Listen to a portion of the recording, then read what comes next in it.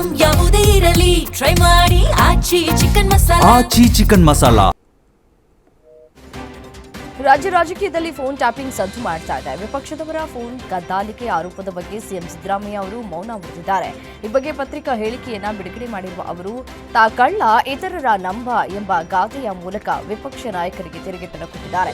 ಉಪಮುಖ್ಯಮಂತ್ರಿ ಡಿಕೆ ಶಿವಕುಮಾರ್ ಅವರ ಮೇಲೆ ಕಣ್ಣಿಡೋದಕ್ಕೆ ಫೋನ್ ಕದ್ದಾಲಿಕೆ ನಡೀತಾ ಇದೆ ಅಂತ ಅಶೋಕ್ ಮತ್ತು ಕುಮಾರಸ್ವಾಮಿ ಆರೋಪ ಮಾಡಿದರು.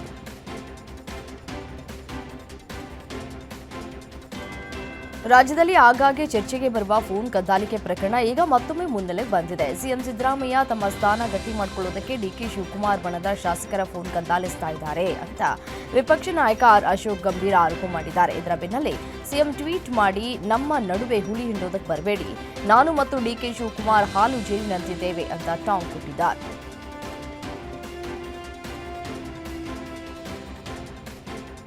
ಶಾಸಕರ ಫೋನ್ ಕದ್ದಾಲಿಕೆ ಮಾಡುವ ಅವಶ್ಯಕತೆ ನಮಗಿಲ್ಲ ಅಂತ ಸಚಿವ ಎಚ್ಕೆ ಪಾಟೀಲ್ ಸ್ಪಷ್ಟಪಡಿಸಿದ್ದಾರೆ. ದೆಹಲಿಯಲ್ಲಿ ಮಾತನಾಡಿದ ಅವರು, ಕೇಂದ್ರ ಸಚಿವ ಎಚ್ಡಿ ಕುಮಾರಸ್ವಾಮಿ ಅವರು ಈ ರೀತಿ ಆಧಾರರಹಿತ ಆರೋಪ ಮಾಡೋದು ಸರಿಯಲ್ಲ. ಶಾಸಕರ ಫೋನ್ ಕದ್ದಾಲಿಕೆ ಮಾಡುವ ಅವಶ್ಯಕತೆ ನಮ್ಮ ಸರ್ಕಾರಕ್ಕಿಲ್ಲ. ಸರ್ಕಾರ ಫೋನ್ ಕದ್ದಾಲಿಕೆ ಮಾಡೋದಕ್ಕೆ ಬಯಸೋದಿಲ್ಲ. ಒಂದು ವೇಳೆ ಅವರಿಗೆ ಈ ಬಗ್ಗೆ ಮಾಹಿತಿ ಇದ್ರೆ ತಿಳಿಸಲಿ, ಆ ಬಗ್ಗೆ ತನಿಖೆ ನಡೆಸ್ತೇವೆ ಎಂದರು. ರಾಜ್ಯ ಕಾಂಗ್ರೆಸ್ನಲ್ಲಿ ಕುರ್ಚಿ ಫೈಟ್ ಮತ್ತೊಂದು ಹಂತಕ್ಕೆ ತಲುಪಿದೆ. ಡಿನ್ನರ್ ಬೇಡ, ಲಂಚ್ ಬೇಡ ಅಂತಿದ್ದ ಡಿಸಿಎಂ ಡಿಕೆ ಶಿವಕುಮಾರ್ ಇದೀಗ ಶಾಸಕರಿಗೆ ಡಿನ್ನರ್ ಆಯೋಜನೆ ಮಾಡಿದ್ದಾರೆ. ಇದೇ ಮಾರ್ಚ್ 10ರಂದು ಖಾಸಗಿ ಹೋಟೆಲ್ನಲ್ಲಿ ಔತಣಕೂಟ ಆಯೋಜಿಸಿದ್ದಾರೆ. ಮಾರ್ಚ್ 6ಕ್ಕೆ ಡಿಕೆ ಶಿವಕುಮಾರ್ ಕೆಪಿಸಿಸಿ ಅಧ್ಯಕ್ಷರಾಗಿ 6 ವರ್ಷ ಪೂರ್ಣಗೊಳಿಸುತ್ತಾ ಇರುವಂತಹ ಹಿನ್ನೆಲೆಯಲ್ಲಿ ಈ ಡಿನ್ನರ್ ಪಾರ್ಟಿ ನೀಡ್ತಾ ಇದ್ದಾರೆ ಅಂತ ತಿಳಿದು ಬಂದಿದೆ. ಫಾರಿನ್ ಟ್ರಿಪ್ಗೆ ಹೋಗಿದ್ದಂತಹ ಶಾಸಕರು ಮಧ್ಯರಾತ್ರಿ ಬೆಂಗಳೂರಿಗೆ ವಾಪಸ್ಸಾಗಿದ್ದಾರೆ. ಅಧ್ಯಯನ ಪ್ರವಾಸ ಅಂತ ಹೊರಟಿದ್ದ ಕಾಂಗ್ರೆಸ್ನ ಶಾಸಕರು ಆಸ್ಟ್ರೇಲಿಯಾ, ನ್ಯೂಜಿಲೆಂಡ್ ಪ್ರವಾಸ ಮಾಡಿದ್ರು. ಬೆಂಗಳೂರಿನ ಕೆಂಪೇಗೌಡ ಏರ್ಪೋರ್ಟ್ಗೆ ಶಾಸಕರಾದ Devendrappa, Puttaranga Shetty, BM Nagaraj, doctor D Thimmaiah ಆಗಮಿಸಿದ್ರು. ಬಂದಂತಹ ತಮ್ಮ ನಾಯಕರಿಗೆ ಅಭಿಮಾನಿಗಳು ಹೂಮಾಲೆ ಹಾಕಿ ಜೈಕಾರವನ್ನು ಹಾಕಿದರು. ಇನ್ನು ವಿದೇಶಿ ಅಧ್ಯಯನದ ಕುರಿತು ಕಾಂಗ್ರೆಸ್ ಶಾಸಕರಲ್ಲೇ ಗೊಂದಲ ಹೆಚ್ಚಾಗಿದೆ. ಒಬ್ಬ ಶಾಸಕ ಅಧ್ಯಯನ ಮಾಡೋದಕ್ಕೆ ಹೋಗಿದ್ದು ಅಂತಾರೆ, ಮತ್ತೊಬ್ಬ ಶಾಸಕ ಅಧ್ಯಯನ ಮಾಡೋದಕ್ಕೆ ಹೋಗಿದ್ದು ಸುಳ್ಳು ಅಂತಾರೆ.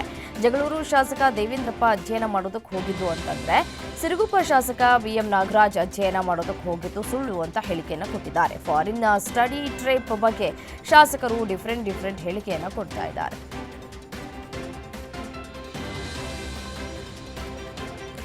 ನಾವು ಇಲ್ಲೇ ಇದ್ದು ಏನು ಮಾಡೋದಕ್ಕಾಗಲ್ಲ, ಇನ್ನು ಫಾರಿನ್ ಹೋಗಿ ಏನು ಚರ್ಚೆ ಮಾಡ್ತೀವಿ ಅಂತ ದೇವನಹಳ್ಳಿ ಏರ್ಪೋರ್ಟ್ನಲ್ಲಿ ಶಾಸಕ ದೇವೇಂದ್ರಪ್ಪ ಹೇಳಿಕೆ ನೀಡಿದರು. ನಾವು ಹೋಗಿರೋದಕ್ಕೂ ರಾಜಕೀಯಕ್ಕೂ ಯಾವುದೇ ಸಂಬಂಧವಿಲ್ಲ. ನಾವು ಅಲ್ಲಿ ಅರ್ಧ ಕಪ್ ಟೀ ಕುಡಿಬೇಕಾದ್ರೂ ರಾಜಕೀಯದ ಬಗ್ಗೆ ಮಾತನಾಡಿಲ್ಲ. 3 ವರ್ಷದಿಂದ ಇದೇ ನಡೀತಾ ಇದೆ, ಇನ್ನೆರಡು ವರ್ಷ ಇದೆ, ನಡೆಯುತ್ತೆ, ಇದೇ ನಡೀತಾ ಹೋಗುತ್ತೆ. ನಮ್ಮ ನಾಯಕರಲ್ಲಿ ಯಾವುದೇ ಗೊಂದಲಗಳು ಇಲ್ಲ ಅಂತ ಹೇಳಿದರು.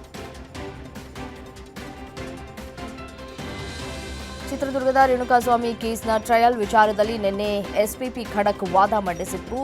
ಇದೇ ಕೋರ್ಟ್ನಲ್ಲಿ ಈಗಾಗಲೇ 977 ಕೇಸ್ಗಳು ಬಾಕಿ ಇವೆ. ಕೇವಲ ಈ ಒಂದು ಪ್ರಕರಣಕ್ಕಾಗಿ ಪ್ರತಿದಿನ ಟ್ರಯಲ್ ನಡೆಸೋದಕ್ಕೆ ಸಾಧ್ಯವಿಲ್ಲ ಅಂತ ವಾರಕ್ಕೆ 2 ದಿನದ ವಿಚಾರಣೆಗೆ ಮಾತ್ರ ಒಪ್ಪಿಗೆ ಸೂಚಿಸಿದ್ರು. ಇನ್ನು ತನಿಖಾಧಿಕಾರಿ ಗಿರೀಶ್ ನಾಯಕ್ ವಿರುದ್ಧ ಆರೋಪಿ ಪವನ್ ಸಲ್ಲಿಸಿದ ಅರ್ಜಿಯನ್ನು ಎಸ್ಪಿಪಿ ವಿರೋಧಿಸಿದರು. ದರ್ಶನ್ ಅಂಡ್ ಗ್ಯಾಂಗ್ ಕೊಲೆ ಕೇಸ್ನಲ್ಲಿ ಸ್ಫೋಟಕ ಟ್ವಿಸ್ಟ್ ಸಿಕ್ಕಿದೆ. ರೇಣುಕಾಸ್ವಾಮಿ ಕೊಲೆ ಕೇಸ್ ತನಿಖೆಯಲ್ಲಿ ಪೊಲೀಸರು ಮತ್ತೊಂದು ಎಡವಟ್ಟು ಮಾಡಿದ್ದಾರೆ. ದರ್ಶನ್ ಕೇಸ್ನಲ್ಲಿ ರೌಡಿ ಶೀಟರ್ನನ್ನ ಪೊಲೀಸರು ವಿಟ್ನೆಸ್ ಮಾಡಿದ್ದಾರೆ. ಕ್ರಾಸ್ ಎಕ್ಸಾಮಿನೇಷನ್ನಲ್ಲಿ ಪೊಲೀಸರ ಎಡವಟ್ಟು ಬಯಲಾಗಿದೆ. ರೇಣುಕಾಸ್ವಾಮಿ ಕೇಸ್ನಲ್ಲಿ ಕಾರು ಮತ್ತು ಇತರೆ ವಸ್ತುಗಳ ಮಹಜರಾಗಿತ್ತು. ಈ ವೇಳೆ ಶಿವು ಎಂಬ ರೌಡಿ ಶೀಟರ್ನ ವಿಟ್ನೆಸ್ ಮಾಡಿ ಕಾಮಾಕ್ಷಿಪಾಳ್ಯ ಪೊಲೀಸರು ಎಡವಟ್ಟು ಮಾಡಿದ್ದಾರೆ.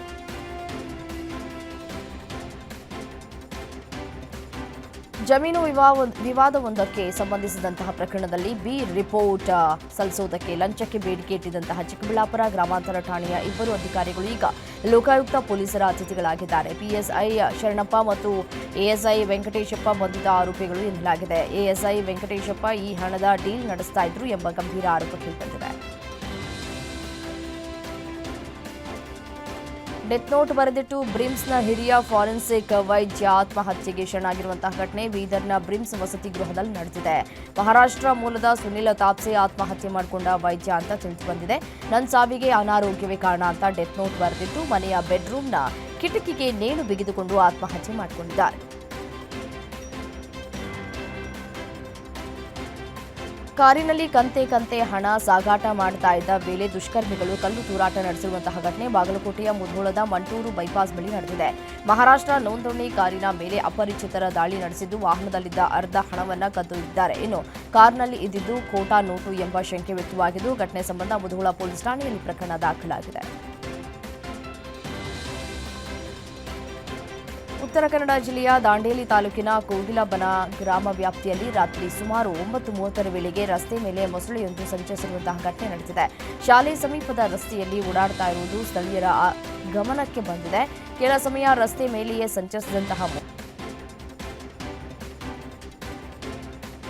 ಬಳ್ಳಾರಿ ಜಿಲ್ಲೆ ಕುರುಗೋಡು ದೊಡ್ಡ ಬಸವೇಶ್ವರ ಜಾತ್ರೆ ಅದ್ದೂರಿಯಾಗಿ ನೆರವೇರಿತು. ಹೋಳಿ ಹುಣ್ಣಿಮೆಯಂದು ನಡೆಯಲಿರುವ ಕುರುಗೋಡು ದೊಡ್ಡ ಬಸವೇಶ್ವರ ಜಾತ್ರೆ ಪ್ರತಿ ವರ್ಷ ಸಂಜೆ 5:30 ಗಂಟೆಗೆ ನಡೆಯಬೇಕಿದ್ದಂತಹ ರಥೋತ್ಸವ ಇವತ್ತು ಚಂದ್ರಗ್ರಹಣ ಇರುವುದರಿಂದ ಮಧ್ಯಾಹ್ನ 1:30ಕ್ಕೆ ಸಾವಿರಾರು ಭಕ್ತರ ಸಮ್ಮುಖದಲ್ಲಿ ಅದ್ದೂರಿಯಾಗಿ ನೆರವೇರಿದೆ. ಭಾರೀ ಸಂಖ್ಯೆಯಲ್ಲಿ ಸೇರಿದ ಭಕ್ತರು ರಥವನ್ನು ಎಳೆಯುವ ಮುಖಾಂತರ ಭಕ್ತಿ ಪ್ರದರ್ಶನವನ್ನು ಮಾಡಿದ್ದಾರೆ.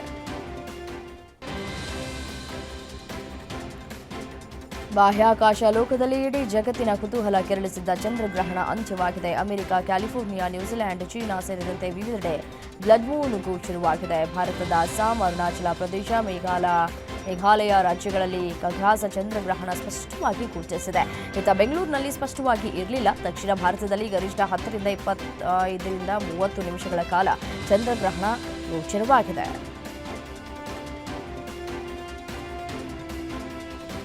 ಯುದ್ಧ ಪೀಡಿತ ಇರಾನ್ನಲ್ಲಿ ಚಿಕ್ಕಮಗಳೂರು ಮೂಲದ ಯುವಕ ನಿಶ್ಚಿತ್ ಸಿಲುಕಿದ್ದಾನೆ. ಇರಾನ್ನ ಮರ್ಚೆಂಟ್ ನೇವಿಯಲ್ಲಿ ಕಾರ್ಯನಿರ್ವಹಿಸ್ತಾ ಇದ್ದಂತಹ ಕೊಪ್ಪದ ಹಿರೇಕೊಡಿಗೆ ನಿವಾಸಿ ನಿಶ್ಚಿತ್ ಇಸ್ರೇಲ್ ಯುದ್ಧದಿಂದ ದುಬೈನಲ್ಲಿ ಸಿಲುಕಿದ್ದ ಕನ್ನಡಿಗರು ತಾಯ್ನಾಡಿಗೆ ವಾಪಸ್ಸಾಗಿದ್ದಾರೆ. ವಿದ್ಯಾಭ್ಯಾಸ, ಪ್ರವಾಸ ಇನ್ನಿತರ ಕಾರಣಗಳಿಗೆ ದುಬೈಗೆ ಹೋಗಿದ್ದಂತಹ 200ಕ್ಕೂ ಹೆಚ್ಚು ಮಂದಿ ದೇವನಹಳ್ಳಿ ಏರ್ಪೋರ್ಟ್ಗೆ ಬಂದಿಳಿದಿದ್ದಾರೆ. ಯುದ್ಧ ಭೂಮಿಯಲ್ಲಿ ಸಿಲುಕಿ ಪರದಾಡ್ತಾ ಇದ್ದವರು ತಾಯ್ನಾಡಿಗೆ ಮರಳ್ತಾ ಇದ್ದಂತೆ ನಿಂತು ಸಿಲುಕಿದ್ದಾರೆ.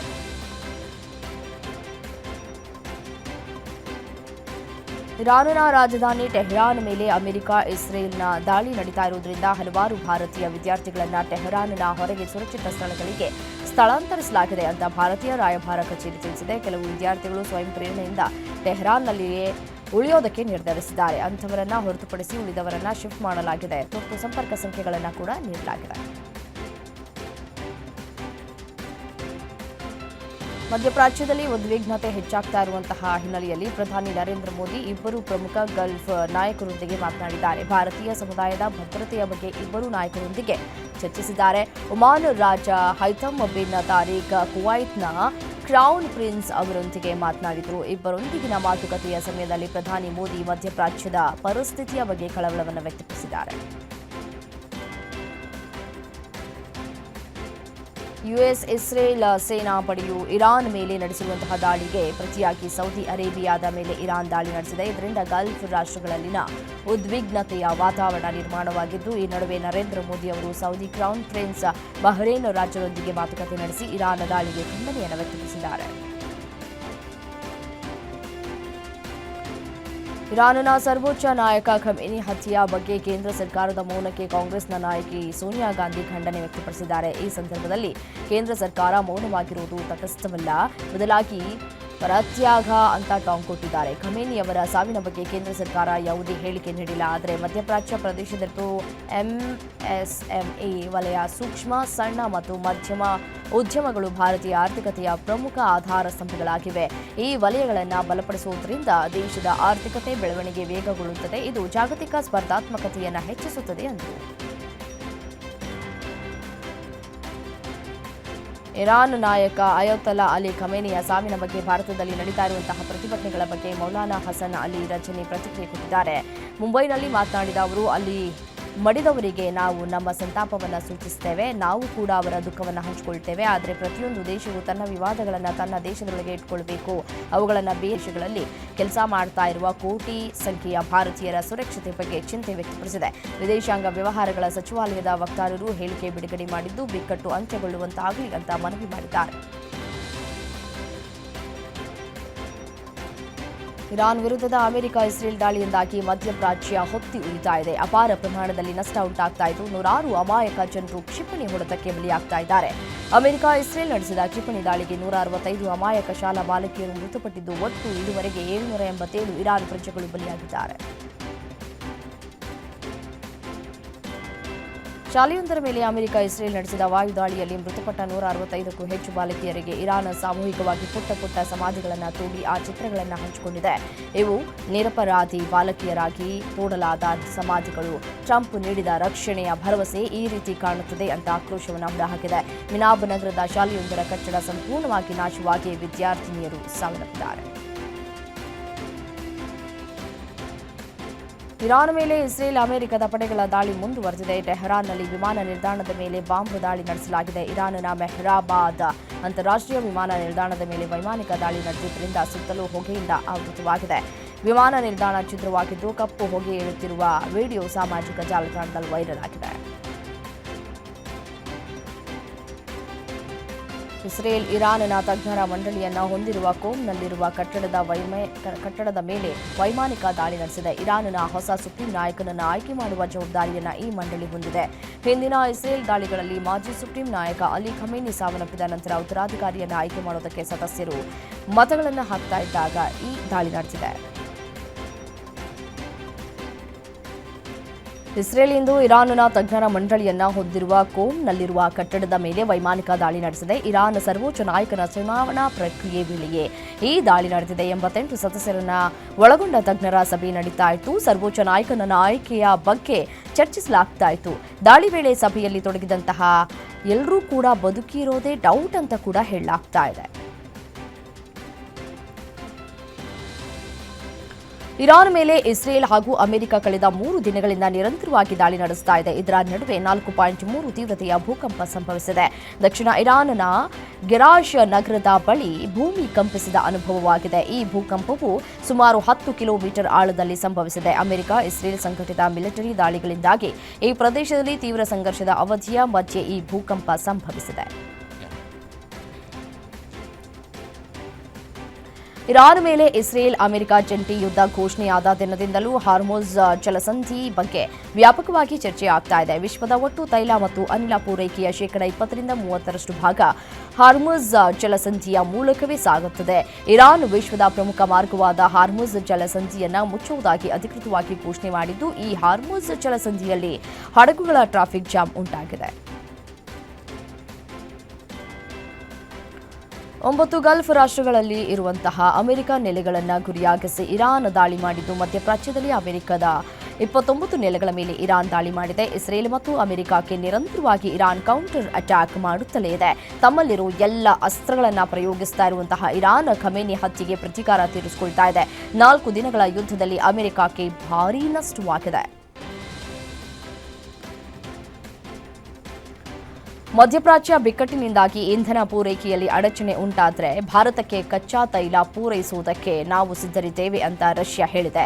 ಕಚ್ಚಾ ತೈಲಗಳು ಹಾದು ಹೋಗುವ ಹಾರ್ಮುಜ್ ಜಲಸಂಧಿಯನ್ನ ಇರಾನ್ ಬಂದ್ ಮಾಡಿದೆ. ಅಷ್ಟೇ ಅಲ್ಲದೆ ಇರಾನ್ ಸೌದಿಯ ತೈಲ ಸಂಸ್ಕರಣಾ ಘಟಕಗಳ ಮೇಲೆ ಡ್ರೋನ್ ದಾಳಿ ನಡೆಸಿದೆ. ಈ ಸುದ್ದಿಗಳು ಪ್ರಕಟವಾದ ಬೆನ್ನಲ್ಲೇ ಕಚ್ಚಾ ತೈಲಗಳ ಬೆಲೆ ಏರಿಕೆ ಕಾಣುತ್ತಿವೆ. ಮಧ್ಯಪ್ರಾಚ್ಯದಲ್ಲಿ ಯುದ್ಧ ಉಲ್ಬಣಗೊಳ್ತಾ ಇದ್ದು ಬೆಲೆ ಏರಿಕೆ ಆತಂಕ ಮನೆ ಮಾಡಿದೆ. ಆದರೆ ಕಚ್ಚಾ ತೈಲ ಮತ್ತು ಅನಿಲದ ವಿಷಯದಲ್ಲಿ ಭಾರತ ಆರಾಮದಾಯಕ ಸ್ಥಾನದಲ್ಲಿದೆ ಅಂತ ಮೂಲಗಳು ತಿಳಿಸಿವೆ. ಕಚ್ಚಾ ತೈಲ, ಎಲ್ಪಿಜಿ ಮತ್ತು ಎಲ್ಎನ್ಜಿಗಳಿಗೆ ಸಂಬಂಧಿಸಿದಂತೆ ನಾವು ಸಾಕಷ್ಟು ಆರಾಮದಾಯಕ ಸ್ಥಿತಿಯಲ್ಲಿದ್ದೇವೆ. ನಮ್ಮಲ್ಲಿ 25 ದಿನಗಳ ಕಚ್ಚಾ ತೈಲ ಮತ್ತು 25 ದಿನಗಳ ಸಾಗಣೆಯಲ್ಲಿರುವ ಉತ್ಪನ್ನಗಳ ದಾಸ್ತಾನು ಇದೆ ಅಂತ ಭಾರತ ಹೇಳಿದೆ. ಸಿಂಧೂ ಜಲ ಒಪ್ಪಂದ ಸ್ಥಗಿತಗೊಳಿಸುವ ಮೂಲಕ ಭಾರತ ಮತ್ತೊಂದು ಯುದ್ಧದ ಸಿದ್ಧತೆ ನಡೆಸ್ತಾ ಇದೆ. ಇದು ಅತ್ಯಂತ ಸುಲಭವಾಗಿ ನಡೆಸಬಹುದಾದ ಜಲ ಭಯೋತ್ಪಾದನೆಯಾಗಿದೆ. ರಾಜಕೀಯ ಹತೋಟಿಗಾಗಿ ನವದೆಹಲಿಯು ನೀರಿನ ಹರಿವನ್ನ ಅಸ್ತ್ರವಾಗಿ ಬಳಸ್ತಾ ಇದೆ ಅಂತ ಪಾಕಿಸ್ತಾನ ಅಧ್ಯಕ್ಷ ಆಸಿಫ್ ಅಲಿ ಜರ್ದಾರಿ ಆರೋಪಿಸಿದ್ರು.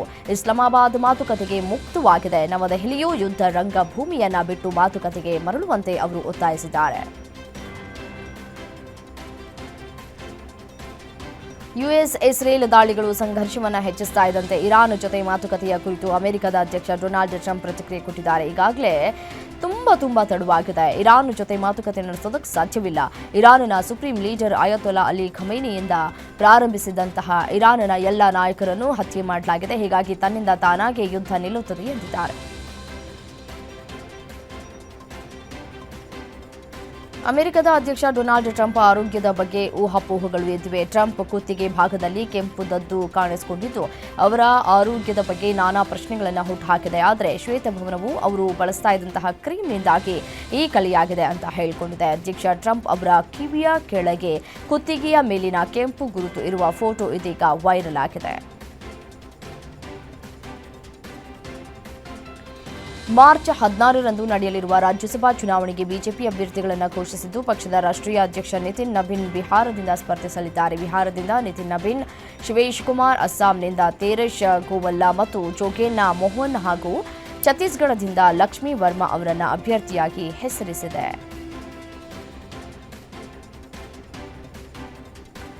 ಬಿಜೆಪಿ ರಾಜ್ಯಸಭಾ ಚುನಾವಣೆಗೆ ಅಭ್ಯರ್ಥಿಗಳ ಪಟ್ಟಿಯನ್ನು ಬಿಡುಗಡೆ ಮಾಡಿದೆ. ಬಿಜೆಪಿ ರಾಷ್ಟ್ರೀಯ ಅಧ್ಯಕ್ಷ ನಿತಿನ್ ನಬೀನ್ ಅವರನ್ನು ಸಹ ನಾಮನಿರ್ದೇಶನ ಮಾಡಲಾಗಿದೆ. ನಾಮಪತ್ರ ಸಲ್ಲಿಸುವುದಕ್ಕೆ ನಾಳೆಯೇ ಕೊನೆಯ ದಿನವಾಗಿದೆ. ಮಾರ್ಚ್ 16ರಂದು ಮತದಾನ ನಡೆಯಲಿದೆ. ಅದೇ ದಿನ ಫಲಿತಾಂಶವನ್ನು ಪ್ರಕಟ ಮಾಡಲಾಗುತ್ತೆ.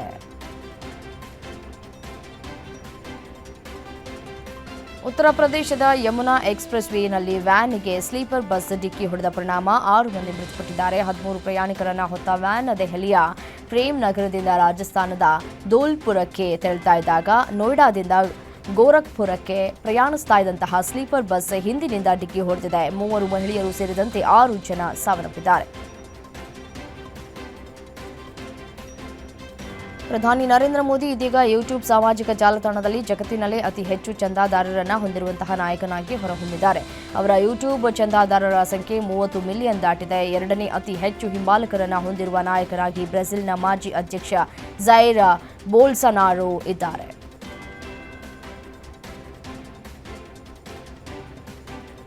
10ನೇ ಆವೃತ್ತಿಯ ಟಿ20 ವಿಶ್ವಕಪ್ ಸೆಮಿಫೈನಲ್ ಹಣಾಹಣಿಗೆ ಅಖಾಡ ಸಿದ್ಧವಾಗಿದೆ. ಇಂದು ನಡೆಯುವ ಸೆಮಿಫೈನಲ್ 1ರಲ್ಲಿ ಬಲಿಷ್ಠ ತಂಡಗಳಾದ ಇದುವರೆಗೂ ಟ್ರೋಫಿ ಗೆಲ್ಲದ ದಕ್ಷಿಣ ಆಫ್ರಿಕಾ ಮತ್ತು ನ್ಯೂಜಿಲೆಂಡ್ ಮುಖಾಮುಖಿಯಾಗಲಿವೆ. ಈ ಬಾರಿಯೂ ಒಂದು ತಂಡಕ್ಕೆ ಮತ್ತೆ ಟ್ರೋಫಿ ಗೆಲ್ಲುವ ಅವಕಾಶ ಕೈತಪ್ಪಲಿದೆ.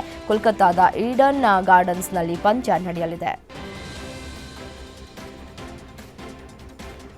ಟೀಂ ಇಂಡಿಯಾದ ಬೌಲಿಂಗ್ ವಿಭಾಗದ ಸಮಸ್ಯೆ ಬಗೆಹರಿಸುವುದಕ್ಕೆ ಬಿಸಿಸಿಐ ಮಾಜಿ ವೇಗದ ಬೌಲರ್ ಜಹೀರ್ ಖಾನ್ ಅವರ ನೆರವು ಕೋರಿದೆ. ಜಸ್ಪ್ರೀತ್ ಬೂಮ್ರಾ ಹೊರತುಪಡಿಸಿ ಉಳಿದ ಬೌಲರ್ಗಳ ಕಳಪೆ ಪ್ರದರ್ಶನದಿಂದ ಚಿಂತಿತವಾಗಿರುವಂತಹ ಬಿಸಿಸಿಐ ಬೆಂಗಳೂರಿನ ಎನ್ಸಿಎನಲ್ಲಿ ವಿಶೇಷ ತರಬೇತಿ ಶಿಬಿರ ಆಯೋಜಿಸಿದೆ. ಈ ಶಿಬಿರದಲ್ಲಿ ಜಹೀರ್ ಖಾನ್ ದೇಶದ ಅಗ್ರ ವೇಗದ ಬೌಲರ್ಗಳಿಗೆ ತರಬೇತಿ ನೀಡಲಿದ್ದು, ಬೌಲಿಂಗ್ ಕೋಚ್ ಸ್ಥಾನವನ್ನು ತುಂಬುವುದಕ್ಕೆ ಸಜ್ಜಾಗಿದ್ದಾರೆ. ಬಿಸಿಸಿಐನಿಂದ ಐಪಿಎಲ್ ನಿಷೇಧಕ್ಕೆ ಒಳಗಾಗಿದ್ದಂತಹ ಬಾಂಗ್ಲಾದೇಶದ ಮುಸ್ತಾಫಿಜುರ್ ರೆಹಮಾನ್ ಐಪಿಎಲ್ ಮಾಲೀಕರೇ ತಂಡಗಳನ್ನು ಖರೀದಿಸಿರುವಂತಹ ದಿ 100 ಲೀಗ್ಗೆ ಆಯ್ಕೆಯಾಗಿದ್ದಾರೆ. ಈ ಹಿಂದೆ ಐಪಿಎಲ್ ನಿಷೇಧದಿಂದ ಬಾಂಗ್ಲಾ ಕ್ರಿಕೆಟ್ಗೆ 100 ಕೋಟಿ ನಷ್ಟವಾಗಿತ್ತು. ಈಗ ಅದೇ ಐಪಿಎಲ್ ಮಾಲೀಕರಿಂದ ಮುಸ್ತಾಫಿಜುರ್ಗೆ ಮತ್ತೆ ಬೇಡಿಕೆ ಬಂದಿದೆ.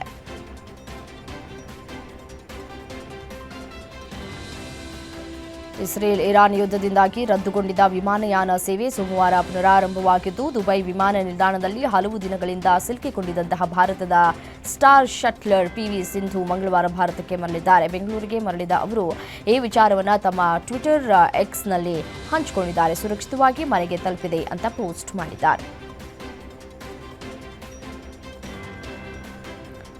ಕಳೆದ ಐಪಿಎಲ್ ಕಪ್ ವಿಜಯೋತ್ಸವದ ಕಾಲ್ತುಳಿತದ ಘಟನೆಯ ಬಳಿಕ ಈ ವರ್ಷ ಆರ್ಸಿಬಿ ಟೀಮ್ ಬೆಂಗಳೂರಿನ ಚಿನ್ನಸ್ವಾಮಿ ಸ್ಟೇಡಿಯಂನಲ್ಲಿ ಮ್ಯಾಚ್ ಆಡುತ್ತೋ ಇಲ್ವೋ ಎಂಬ ಗೊಂದಲಕ್ಕೆ ತೆರೆ ಬಿದ್ದಿದೆ. ಚಿನ್ನಸ್ವಾಮಿ ಸ್ಟೇಡಿಯಂನಲ್ಲಿ ಆರ್ಸಿಬಿ 5 ಮ್ಯಾಚ್ ಆಡುವುದು ಕೊನೆಗೂ ಖಚಿತವಾಗಿದೆ. ಕ್ರಿಕೆಟ್ ಅಭಿಮಾನಿಗಳಿಗೆ ಸಿಹಿ ಸುದ್ದಿ ಸಿಕ್ಕಿದ್ದು, ಮುಂಬರುವ ಸರಣಿಯ 5 ಪಂದ್ಯಗಳನ್ನು ಬೆಂಗಳೂರು ನಟಿ ಸಂಹಿತಾ ವಿನ್ಯಾ ಸದ್ಯ ಮೆಜೆಸ್ಟಿಕ್ 2 ಸಿನಿಮಾ ಮೂಲಕ ಕಮಾಲ್ ಮಾಡುವುದಕ್ಕೆ ರೆಡಿಯಾಗಿದ್ದಾರೆ.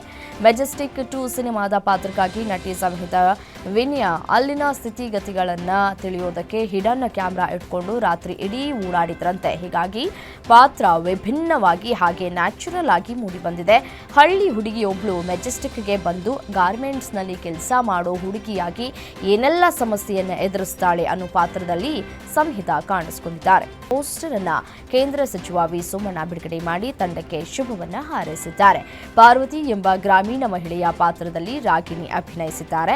ಸದ್ದಿಲ್ಲದೆ ಸಿನಿಮಾದ ಚಿತ್ರೀಕರಣ ಮುಗಿದಿದ್ದು, ಪಕ್ಕಾ ಗ್ರಾಮೀಣ ಸೊಗಡಿನ ಚಿತ್ರಕ್ಕೆ ತೇಜು ಮೂರ್ತಿ, ಪದ್ಮಾವತಿ ಚಂದ್ರಶೇಖರ್ ಜಂಟಿಯಾಗಿ ನಿರ್ಮಾಣವನ್ನು ಮಾಡ್ತಾ ಇದ್ದಾರೆ.